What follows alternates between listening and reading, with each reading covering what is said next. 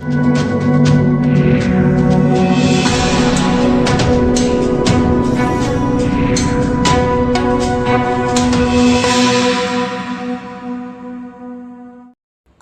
की भागती दौड़ती ज़िंदगी में तनाव और डिप्रेशन जैसी समस्या होना आम बात है। लेकिन क्या आप जानते हैं, डिप्रेशन का एक बहुत बड़ा कारण है शादी। शोधों के मुताबिक शादी के बाद कई लोग डिप्रेशन का शिकार हो जाते हैं, जिन्हें मेडिकल टर्म में पोस्ट नैप्शल डिप्रेशन कहा जाता है। इतना ही नहीं, रिसर्च में भी ये साबित हुआ है कि लाइफ में आने वाले अचानक बड़े बदलाव, नई जिम्मेदारियां और नए माहौल से पुरुषों के मुकाबले महिला अक्सर डिप्रेशन का शिकार हो जाती हैं। आइए जानें उन कारणों को जिनसे डिप्रेशन बढ़ने की आशंका रहती है और डिप्रेशन से बचने के उपाय के बारे में। कई लोगों में एडजस्ट ना करने की आदत होती है। ऐसा खास तौर पर उन लोगों के साथ होता है जो इकलौते होते हैं। ऐसे में शादी के बाद जब एडजस्ट करना पड़ता है तो युवा अक्सर तनाव में आकर डिप्रेस हो जाते हैं। शादी के बाद लड़की के लिए एकदम नए माहौल में जाने से भी लड़की डिप्रेस हो जाती है। नए माहौल को समझने और घर वालों की उम्मीदों पर खरा उतरने के चक्कर में लड़की डिप्रेशन का शिकार होने लगती है।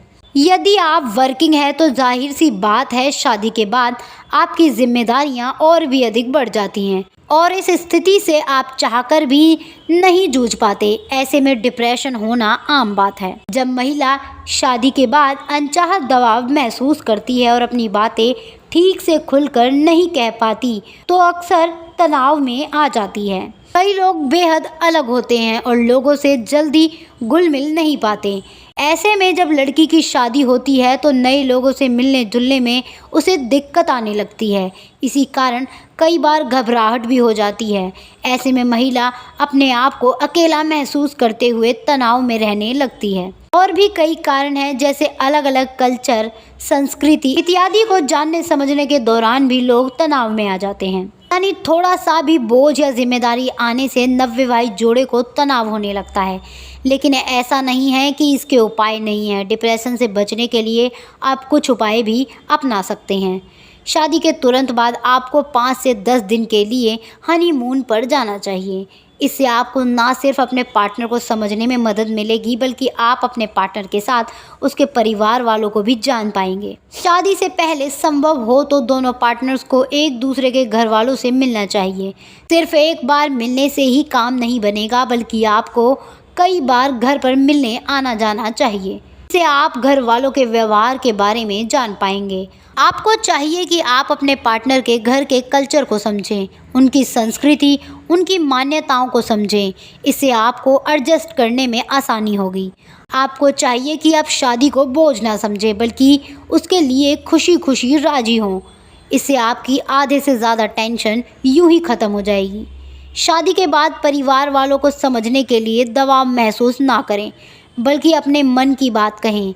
यदि आप बातें मन ही मन में रखेंगे तो आप तनाव में आ सकते हैं। यदि आपको शादी के बाद के कई किस्से सुन रखे होंगे तो ज़रूरी नहीं कि आपके साथ भी वही सब हो जो कि अच्छा बुरा आपने सुना है, बल्कि आपको परिस्थितियों के अनुसार पेश आना चाहिए। आपको नए घर जाकर घर वालों को अपना शुभ चिंतक समझना चाहिए, ना कि दुश्मन। यदि आपको घर में कोई भी तकलीफ़ है या फिर आप किसी चीज़ से असहज हैं तो आप अपने पार्टनर से इस बारे में ज़रूर डिस्कस करें। यदि आप अपनी परेशानियों का हल खुद नहीं ढूंढेंगे तो आप डिप्रेशन का शिकार हो सकते हैं।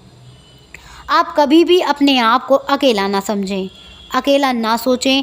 यदि आपको बुरे ख्यालात आते हैं तो आप मेडिटेशन करें और अपने आप को अधिक से अधिक व्यस्त रखें।